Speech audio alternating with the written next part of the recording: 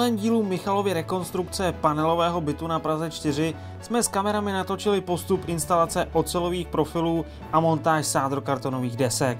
Dnes se podíváme na průběh tmelení a ukážeme si, jak ošetřit rohy, aby nepraskaly. Specialisty na sádrokartony Roberta Hoška ze společnosti Rigips jsme se zeptali, kde se provádí tmelení sádrokartonových desek. Provádí se ve sparách a provádí se na rozích, po případě může se provádět i v koutech. Tady pánové zřejmě budou používat akrylat, ale nicméně touhle technologií, co vidíme tady na rohy, tak se dá ošetřit i roh, i kout.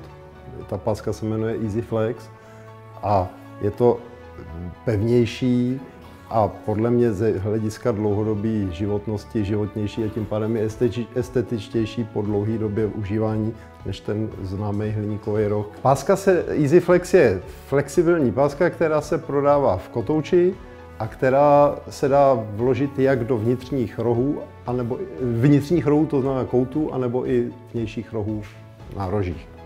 Pro kouty, tedy například místa, kde se stýká boční stěna se stropem, je možné využít pásku Easy Flex a tím zajistit, aby zde nevznikaly praskliny. Pro zabránění vzniku možných prasklin se na spárách mezi deskami používá při tmelení tzv. Výstužná bandáž.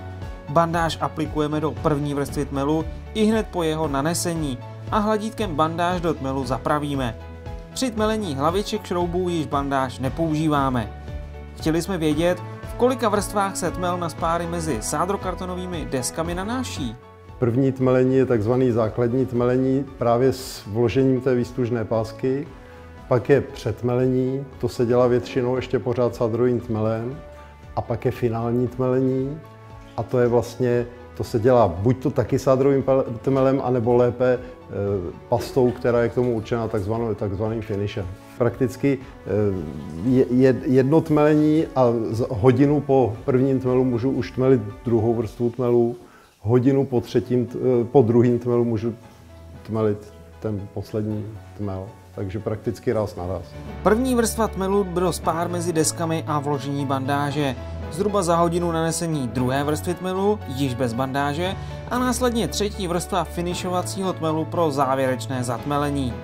Potom už můžeme vzít váleček, barvu a pustit se do vymalování. Před malováním ještě je potřeba většinou, pakliže teda není člověk vybaven speciálníma špachtlema a trochu větší dovedností, aby to mohl vytmelit takzvaně bez broušení, tak většinou po tmelení navazuje broušení, to znamená, já po posledním tmelu potřebuju počkat podle teploty, tady je zrovna teplo, tak tady doopravdy stačí 2-3 hodiny na ten poslední, na ten finální tmel a už se dá brousit, když ho není velká vrstva.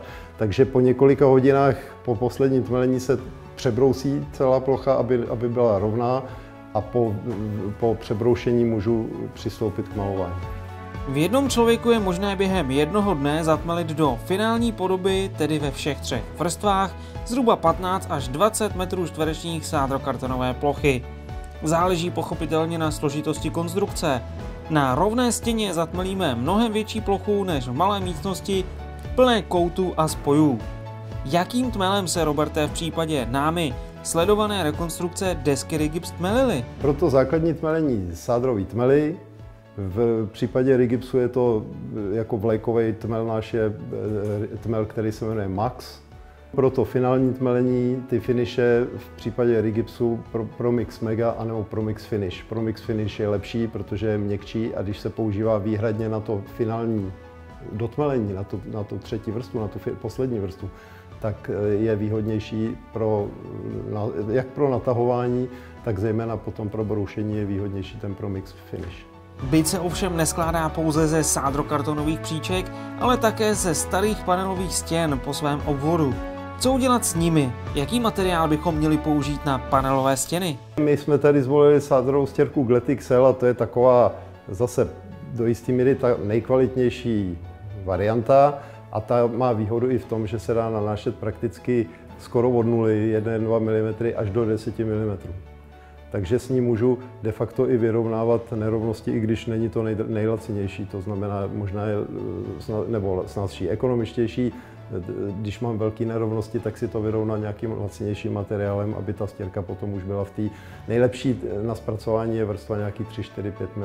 Je výhoda si nejdřív tu stěnu jako kdyby projít nějakou latí a ty největší prolákliny, kde mám moc velkou vrstvu, tak si, než začnu dělat celou stěnu, tak těsně předtím, jako první krok, vlastně si namazat nebo vyrovnat ty největší nerovnosti, abych potom po té celé stěně už zpracoval pokud možno více či méně stejně tlustou vrstvu. Potřebuji nerezový nářadí, protože sádra je agresivní a běžnou černý plech by mi za chvilku to hladítko zrezlo, takže nejlépe nerezový nářadí. A základní nářadí na takovýto běžný tmelení je nějaký kleťák 28 cm, 30 cm dlouhý.